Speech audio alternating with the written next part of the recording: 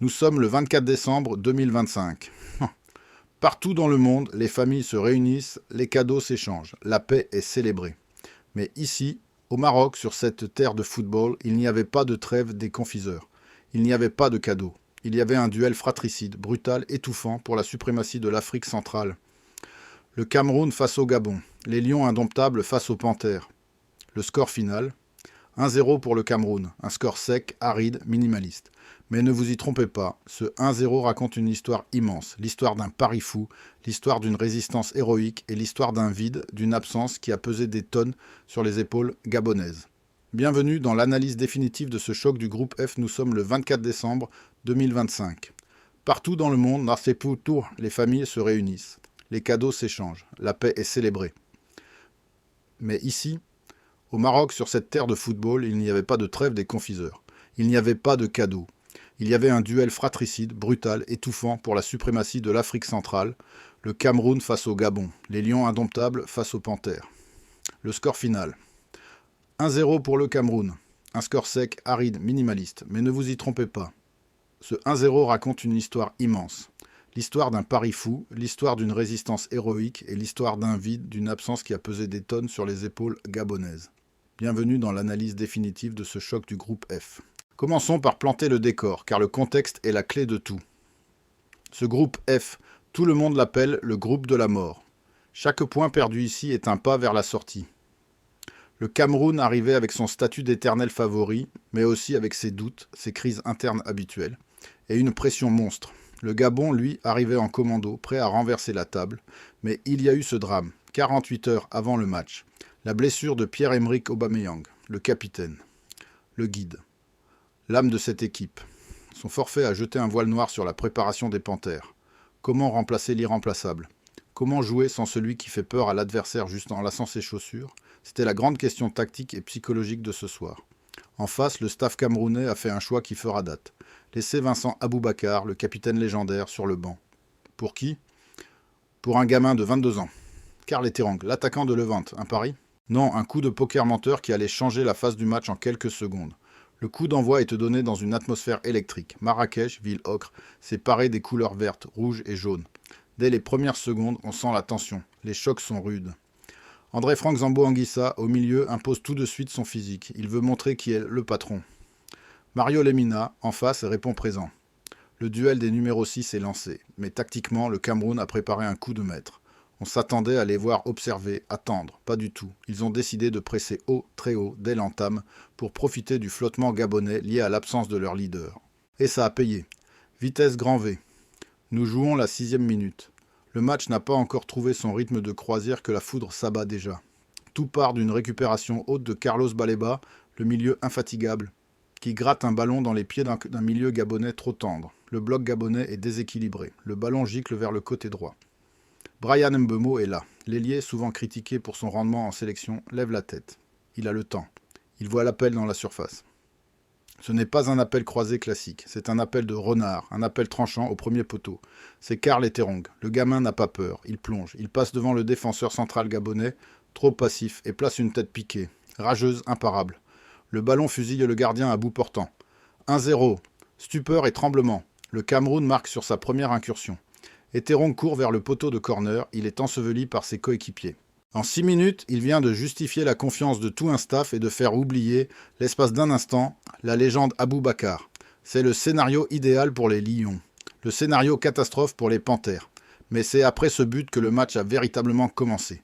C'est là que la psychologie a pris le pas sur la tactique. Le Cameroun, fort de son avantage, a fait ce qu'il sait faire de mieux depuis des décennies. Il a fermé la boutique, il a reculé. Il a invité le Gabon à venir se casser les dents sur sa muraille. Et le Gabon a accepté le défi. Pendant 84 minutes, mesdames et messieurs, nous avons assisté à un siège, une attaque-défense digne d'un match de handball. Les Panthères, piqués dans leur orgueil, ont pris le contrôle total du ballon. Mario Lemina a été monumental. Il a pris les clés du camion. Il a orienté, il a percuté, il a tenté de réveiller ses partenaires. On ne peut pas perdre comme ça, semblait dire chaque geste, chaque passe. Le danger numéro 1 s'appelait Denis Bouanga. L'ailier gauche a été un poison constant pour la défense camerounaise. Vif, technique, imprévisible, il a porté l'attaque gabonaise à bout de bras. À la 25e minute, il réalise un numéro de soliste exceptionnel, élimine 2 défenseurs et enroule une frappe qui vient fracasser la barre transversale de Davy Epassi. Le stade a retenu son souffle. C'était la balle de 1-1. Le Gabon maudissait le ciel. Sans Aubameyang pour finir les actions, Bouanga devait tout faire, créer, dribbler et tirer. C'était trop pour un seul homme. On a vu le manque cruel de présence dans la surface. Les centres gabonais, nombreux, précis, traversaient souvent la zone de vérité sans trouver preneur. C'est là, précisément là, que le fantôme d'Aubameyang a plané sur Marrakech. Avec lui, ce centre au cordeau de la 35e minute aurait fini au fond. Sans lui, c'était une sortie de but. En face, le Cameroun a souffert. Terriblement souffert. Mais le Cameroun a aimé souffrir. C'est dans l'ADN de cette équipe. Quand les lions sont dos au mur, ils deviennent indestructibles. Et ce soir, cette indestructibilité avait un visage, celui de Davy Epassi. Le gardien camerounais a livré la performance de sa vie. Souvent critiqué, parfois moqué, il a été ce soir un géant, un mur infranchissable. À la 40e minute, il sort une parade réflexe sur sa ligne. À la 55e minute, il capte un ballon aérien brûlant au milieu d'une forêt de jambes. Mais le chef-d'œuvre arrive à la 65e minute, le moment charnière. Jim Alevina, lancé dans la profondeur par Lemina, se retrouve en face à face. C'est la balle de match pour le Gabon. Epassi ne se jette pas. Il reste debout, grand, imposant. Il ferme l'angle. Alevina frappe. Et le pied d'Epassi jaillit comme un ressort pour détourner le ballon en corner. C'est l'arrêt du tournoi. C'est l'arrêt qui vaut 3 points. Les défenseurs camerounais, Christopher Wu et Jean-Charles Castelletto, se sont jetés sur leur gardien pour le féliciter comme s'il venait de marquer. C'était un signe. Le signe que rien ne passerait ce soir. Les 20 dernières minutes ont été un calvaire pour les nerfs. Le Gabon a tout tenté. Ils sont passés en 4-2-4. Ils ont envoyé les grands défenseurs devant. Ils ont bombardé la surface de longs ballons désespérés. Le Cameroun ne jouait plus au football, il dégageait. Zambo Anguissa, perclus de crampes, continuait de haranguer ses troupes, de gagner des secondes précieuses, de gratter des fautes intelligentes. C'est ça, le vice et l'expérience du haut niveau, savoir casser le rythme quand l'adversaire est dans un temps fort, savoir tomber au bon moment, savoir garder le ballon au poteau de corner. Le public camerounais, en transe dans les tribunes, chantait pour donner de la force à ses guerriers. « Mola ! Mola !» Le cri de ralliement résonnait.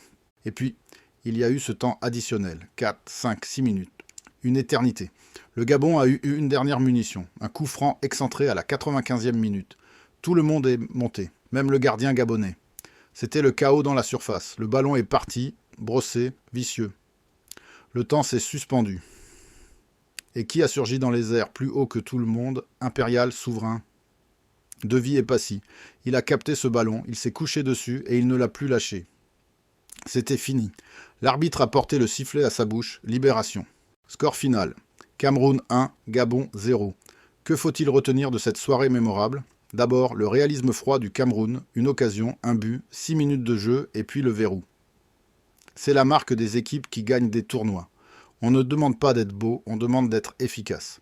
Ensuite, la naissance d'un joueur, Karl Etterong. Il est passé de l'ombre à la lumière en un éclair, il a prouvé que la relève était prête. Et enfin, la solidité d'un bloc équipe qui sait faire le dos rond. Pour le Gabon, la pilule est amère. Très amère, ils ont dominé tous les compartiments du jeu.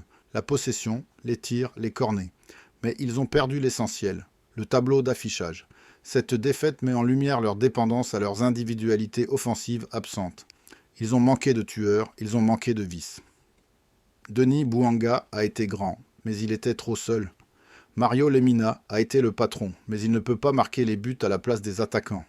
Le Gabon est désormais dos au mur. Il faudra battre la Côte d'Ivoire ou le Mozambique pour espérer passer. La marge d'erreur est réduite à néant. Pour le Cameroun, c'est l'opération parfaite. Comptablement, ils prennent la tête du groupe. Psychologiquement, ils envoient un message terrifiant à leurs concurrents.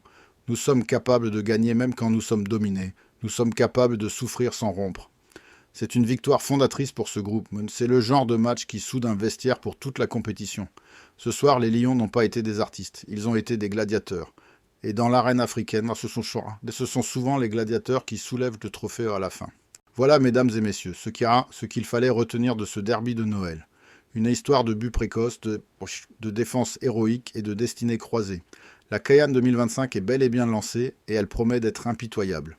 Le Cameroun a ses 3 points. Le Gabon a ses regrets.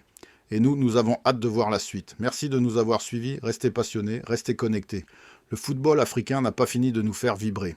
Nous sommes le 24 décembre 2025. Partout dans le monde, les familles se réunissent, les cadeaux s'échangent. La paix est célébrée. Mais ici, au Maroc, sur cette terre de football, il n'y avait pas de trêve des confiseurs, il n'y avait pas de cadeaux. Il y avait un duel fratricide, brutal, étouffant pour la suprématie de l'Afrique centrale. Le Cameroun face au Gabon, les Lions indomptables face aux Panthères. Le score final. 1-0 pour le Cameroun, un score sec, aride, minimaliste. Mais ne vous y trompez pas, ce 1-0 raconte une histoire immense. L'histoire d'un pari fou, l'histoire d'une résistance héroïque et l'histoire d'un vide, d'une absence qui a pesé des tonnes sur les épaules gabonaises. Bienvenue dans l'analyse définitive de ce choc du groupe F.